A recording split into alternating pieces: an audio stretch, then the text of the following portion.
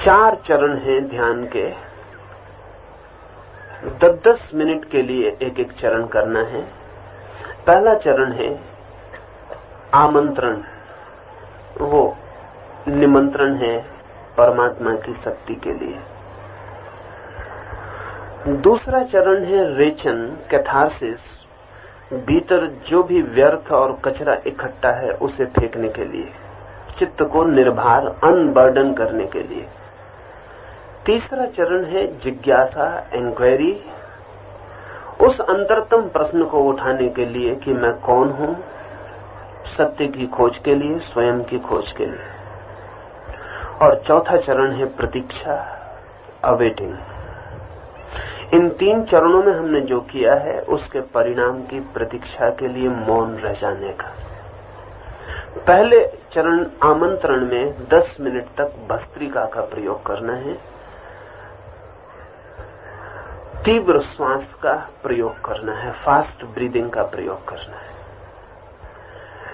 पहले चरण में 10 मिनट तक जितनी तीव्रता से श्वास ले सके लेना और छोड़ना है। अव्यवस्थित, किसी व्यवस्था से नहीं, ऐसे ही जैसे लोहार की धोकनी चलती है।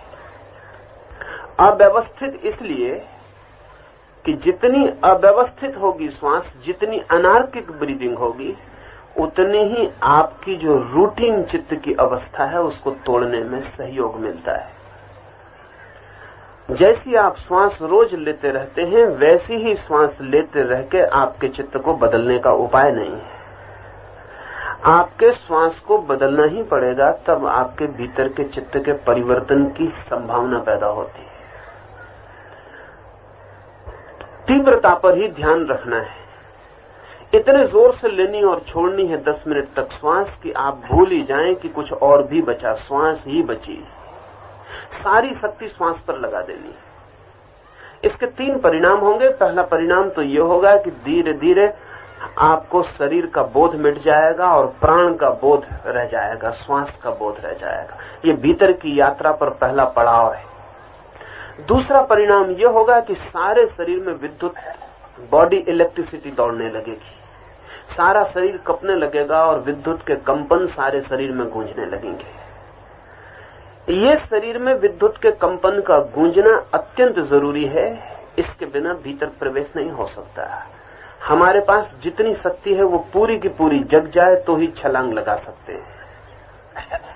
और तीसरा परिणाम यह होगा, शब्द कुंडलनी आपने सुना है, जैसे ही आपके शरीर में विद्युत दौड़ने लगेगी वैसे ही आपकी रीढ़ पर भी बहुत तीव्र कंपन शुरू हो जाएंगे।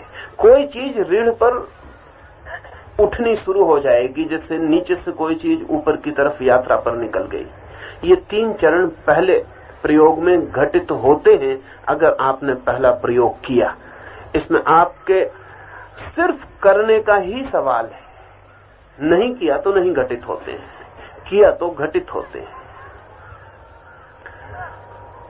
जितनी तीव्र श्वास आप ले सकें अपनी पूरी शक्ति पहले 10 मिनट में लगा देनी है। और पहला चरण ठीक होगा तो ही दूसरा चरण हो पाएगा, अन्यथा नहीं हो पाएगा। दूसरा चरण कैथारसिस का, रेचन का है।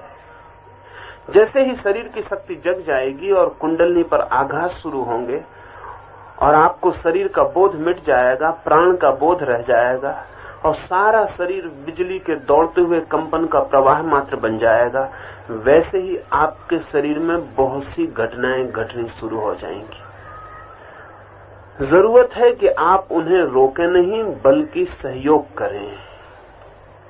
दूसरे चरण में शरीर जो भी करना चाहे, मन जो भी करना चाहे, उसको सहयोग देना है, रोकना नहीं है, कोऑपरेट करना है। 4 तरह की घटनाएं आमतौर से घटेंगी या इनके मिश्रण घटित होंगे। या तो शरीर नाचने लगेगा। यदि शरीर नाचने लगे तो पूरी ताकत लगा देनी है नाचने में, फिर पीछे नहीं रुकना है, फिर खड़े नहीं रहना है, पूरी शक्ति नाचने में दे देनी है। या शरीर चीखने चिल्लाने लगेगा तो चीखने चिल्लाने में पूरी शक्ति लगा देनी है। या हंसने लगेगा तो हंसने में पूरी शक्ति लगा देनी, या रोने लगेगा तो रोने में पूरी शक्ति लगा देनी। ये 4 मोटी बातें मैंने आपसे कही। इन चारों के मिश्रण भी घटित हो सकते हैं। जो भी हो उसे पूरी तरह करना है। कोई 70 से लेकर 80% लोगों को अपने आप शुरू हो जाएगा, सिर्फ उन्हें रोकना नहीं है। ये जो 70-80% लोग हैं, ये वे लोग हैं जिन्होंने या तो अपने पिछले जन्मों में या इस जन्म में ध्यान की दिशा में कोई भी कभी भी काम किया है, या वे लोग हैं जिन्होंने काम तो नहीं किया लेकिन जिनकी अभीप्सा बहुत ज्वलंत है, जिनकी आकांक्षा बड़ी गहरी है, जिनकी लगन बहुत गहरी है, जो ध्यान के संबंध में सिर्फ जिज्ञासु नहीं है बल्कि ध्यान के संबंध में दांव पे लगाने की जिनकी उत्सुकता है। या वे लोग होंगे जिनका संकल्प, जिनका विल पावर बहुत तीव्र है। या वे लोग होंगे जिन्होंने किसी भी मार्ग से, किसी भी ध्यान की पद्धति से, किसी भी प्रार्थना, उपासना, पूजा से अपने भीतर एक आध्यात्मिक स्थिति की शुरुआत कर ली। ये 70-80% लोग जिनकी कोई भी आध्यात्मिक स्थिति है तत्काल दूसरे चरण में प्रवेश कर जाएंगे। जो 20-30% लोग बच जाएंगे, इनमें 3-4 तरह के लोग होंगे। एक तो वे लोग होंगे जिनके पास संकल्प की कोई भी स्थिति नहीं है लेकिन संकल्प जगाया जा सकता है। या वे लोग होंगे जो दूसरों से बहुत भयभीत हैं, पब्लिक ओपिनियन का जिन्हें बहुत भय है, जो बहुत भीरू हैं, जो इससे डरेंगे कि कोई क्या कहेगा, लेकिन दूसरों का डर छोड़ा जा सकता है। या वे लोग होंगे जो सदा ही सप्रेसिव रहे हैं, जिन्होंने अपने जीवन में ना तो कभी खुल के हंसा है, ना कभी खुल के रोए हैं, ना कभी नाचे हैं, ना कभी चिल्लाए हैं, जिन्होंने जिंदगी में कभी कोई चीज समग्रता से नहीं की, सब रोक रोक कर जिए। लेकिन ये रुकावट छोड़ी जा सकती है। या वे लोग होंगे जिनके भीतर घटना तो घट रही है लेकिन जो कोऑपरेट करने का, सहयोग करने का साहस नहीं जुटा पा रहे हैं, करेज नहीं जुटा पा रहे हैं, लेकिन साहस जुटाया जा सकता है। इन 30% लोगों में जो मैंने 4 बातें कही, अगर इनका ध्यान रखा तो करीब करीब 20% लोग दूसरे चरण में प्रवेश कर जाएंगे। 5 या 10% लोग फिर भी शेष रह जाएंगे जिनके के जाल बहुत गहरे। इनके लिए मैं सुझाव देना चाहता हूं कि अगर आपको ऐसा लगे कि आप उन 10% लोगों में से हैं जिनको कुछ भी नहीं हो रहा, तो 4 चीजों में से कोई भी एक चीज आप अपनी तरफ से शुरू कर दें। आज आप शुरू करेंगे, कल वो अपने आप शुरू हो जाएगी। धारा टूट जाए एक बार, झरना फूट जाए एक बार, तो फिर बहना शुरू हो जाता है। लेकिन मैं चाहूंगा कि कोई भी व्यक्ति दूसरे चरण में रुका न रह जाए। तीसरा चरण, जब दूसरे चरण में रोना, चीखना, नाचना, हंसना जोर से हो जाएगा तो आप एकदम हल्के हो जाएंगे। 3 परिणाम होंगे। वेटलेस हो जाएंगे, जैसे वजन खो दिया, जैसे ग्रेविटेशन खो दिया, जैसे जमीन आपको अब नहीं खींच रही है। मन से जैसे पत्थर नीचे गिर गए, बोझ अलग हो गया। दूसरा परिणाम होगा कि आपको साफ दिखाई पड़ने लगेगा कि शरीर और आप बिल्कुल अलग हैं। वो जो आइडेंटिटी है दोनों के बीच, वो टूट गई मालूम पड़ेगी। शरीर नाचता हुआ मालूम पड़ेगा, आप देखते हुए मालूम पड़ेंगे। शरीर रोता हुआ मालूम पड़ेगा, आप सुनते हुए मालूम पड़ेंगे। शरीर चिल्लाता हुआ मालूम पड़ेगा, आप साक्षी बनेंगे। आप अलग विटनेस रह जाएंगे। अगर दूसरा चरण पूरा हुआ तो आप साक्षी हो जाएंगे। तीसरे चरण में, इंक्वायरी में, जिज्ञासा में पूछना है भीतर मैं कौन हूं। लेकिन मैं कौन हूं इतने जोर से पूछना है जैसे सारे प्राण ही चुनौती पर लगा दिए। ऐसे नहीं पूछना है जैसे कि स्कूल में बच्चा प्रश्न पूछता है। ऐसे नहीं पूछना है कि उत्तर मिल गया तो ठीक, नहीं मिला तो ठीक। ऐसे नहीं पूछना है कि चलो पूछ लें। तीसरे चरण में ऐसे पूछना है जैसे किसी बच्चे की मां मर गई हो और वो पूछ रहा है मेरी मां कहां है।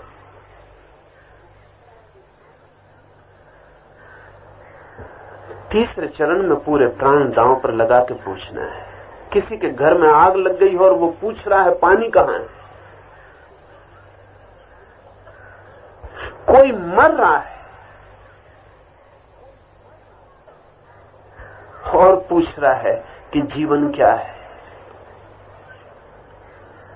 इतनी त्वरा, इतनी तीव्रता, इतनी इंटेंसिटी से पूछना है। तो तीसरे चरण को भीतर पूछना है, मैं कौन हूं, मैं कौन हूं। आपकी जो भी मातृभाषा हो उसमें पूछें तो अच्छा होगा। अगर मराठी है तो मराठी, गुजराती है तो गुजराती, या अंग्रेजी में आदत है सोचने की तो अंग्रेजी। अपनी मातृभाषा में पूछें कि मैं कौन हूं, क्योंकि गहरा कुछ भी पूछना हो तो मातृभाषा में ही पूछा जा सकता है। इसलिए आप अपनी मातृभाषा में पूछेंगे कि मैं कौन हूं, ताकि आपके गहरे से गहरे परतों में जहां पहली दफा भाषा पहुंची है वहां से आवाज उठ सके। कुछ लोगों को जोर से पूछने में सुविधा होगी तो वे जोर से पूछें, कुछ को भीतर ही पूछने में सुविधा हो तो भीतर पूछें। जिन लोगों को भी जोर से पढ़ने की आदत है, जो धीरे पढ़ें तो उनकी समझ में कुछ नहीं आए, जो जोर से पढ़ें तो ही समझ में आए, वे लोग जोर से ही पूछेंगे तो ही उनके प्रश्न गहरा जा सकेगा, अन्यथा गहरा नहीं जा सकेगा। इस तीसरे प्रश्न के भी 3 परिणाम होंगे। एक, जैसे ही आप प्रश्न उठाएंगे आपको पता चलेगा कि ये तो मुझे पता ही नहीं है कि मैं कौन। और ध्यान रहे, आपके सीखे हुए उत्तरों का कोई भी मूल्य नहीं है, चाहे वो गीता, चाहे उपनिषद, चाहे कुरान, चाहे बाइबल, चाहे बुद्ध, चाहे महावीर, किसी से भी सीखे गए हों। आपको पता नहीं है तो पता नहीं है, इन्फॉर्मेशन का कोई मूल्य नहीं। तो पहला तो जैसे ही आप तीव्रता से पूछेंगे कि मैं कौन हूं तो आपको लगेगा कि निपट अज्ञानी हूं, मुझे कुछ पता नहीं कि मैं कौन। ये शुभ लक्षण है। अज्ञान के बोध का लक्षण ज्ञान के मंदिर की पहली सीढ़ी। दूसरे चरण में आपको पता चलना शुरू होगा कि शरीर तो मैं नहीं हूं, मन तो मैं नहीं हूं। ये पता चलना शुरू होगा, ये आपको नहीं सोचना है, ये आपको दिखाई पड़ना शुरू होगा कि शरीर तो मैं नहीं हूं, मन तो मैं नहीं हूं, विचार तो मैं नहीं हूं। दूसरे चरण में पता चलेगा कि क्या मैं नहीं हूं। पहले चरण में पता चलेगा मुझे पता नहीं कि मैं कौन हूं, दूसरे चरण में पता चलेगा क्या मैं नहीं हूं, और तीसरे चरण में प्रतीति होनी शुरू होगी कि कौन मैं हूं। लेकिन आप प्रतीक्षा करना, आप अपनी तरफ से सब्स्टिट्यूट मत कर देना कि मैं आत्मा हूं, मैं ब्रह्म हूं। ये कृपा करके आप मत दे देना मन को, ये आने देना। आप तो पूछते चले जाना, आने देना। भीतर से किसी क्षण में वो घटना घटती है और उत्तर आता है। तब उत्तर आता नहीं शब्दों में, तब अनुभव में आता है। ध्यान रहे फर्क। शब्दों में उत्तर आए तो समझना कि आपकी स्मृति दे रही है, अनुभव में उत्तर आए तो समझना कि भीतर से आया है। और अनुभव का उत्तर बहुत और है। शब्द बिल्कुल नहीं रहेंगे, शब्द सब खो जाएंगे, लेकिन फिर भी आप जानेंगे कि आप कौन है। कोई शब्द नहीं होगा, कोई विचार नहीं होगा, नहीं होगा अहम ब्रह्मास्मि, नहीं होगा कि मैं शुद्ध बुद्ध हूं, नहीं होगा कि मैं आत्मा हूं, कोई शब्द नहीं होगा। मौन निशब्द होगा और अनुभव होगा कि मैं कौन। वो अनुभव की प्रतीक्षा करनी। चौथा चरण प्रतीक्षा का, अवेटिंग का। फिर आपको कुछ नहीं करना। कोई खड़ा होगा, खड़ा रह जाएगा, कोई गिर गया होगा, गिर जाएगा, कोई बैठा रह गया होगा, बैठा रह जाएगा। जो जैसा होगा 10 मिनट वैसा ही पड़ा रहेगा। प्रभु के अज्ञात चरणों में सिर डाल के 10 मिनट सब छोड़ के पड़े रहना है, कुछ करना नहीं है। ध्यान की असली गहराई चौथे चरण में आएगी। 3 चरण सिर्फ तैयारी के हैं, जंपिंग बोर्ड है। चौथा चरण ध्यान है। ये मैंने आपके ख्याल में आ जाए इसलिए कहा। 2 बातें और। ये प्रयोग खड़े करने का है, खड़े होकर ही करने का। हम सब दूर दूर खड़े होंगे। प्रयोग आंख बंद करके करने का है 40 मिनट तक। फिर आपको आंख नहीं खोलनी ताकि जगत भूल जाए, आप ही रह जाएं।